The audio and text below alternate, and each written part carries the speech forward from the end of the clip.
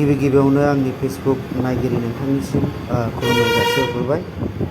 लोगोफोर नै कारिगाव गेटखौ लानानै माखासे गोबां दस्रा बुख्रुबदों, माबा बुख्रुबफैदों मादों, अपोजिसन पार्टि माबा बखिलायनाय जागासिनो, नाथाय बे नंखायजोब। मानोना जों खाथिफ्रावनो दखान होजोबो, जों दखानदारजों मिथियो बे बुस्थुआ प्लाइबर्डसो। नाय नोंथां लोगोफोर नाय, बे मोनसे प्लाइबर्ड, टाइल्सबो नङा।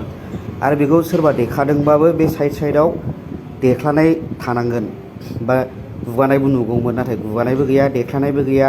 सिङाव गुफुर नुदोंना आथा होनाय आरो गाजोल दोनाय, बै थाराव गाजोल गुफुर दोआ होमबा, बैलाय बे गाजोल दोनायसो। बे मानि बै सिमोराव नांहैजोबखाया आरो बेयाव एथ'ग्राब बिदि गोबाव थाखाया, आरो सान्दुंजों लरायनानै हारसिंनो गोलैखायो।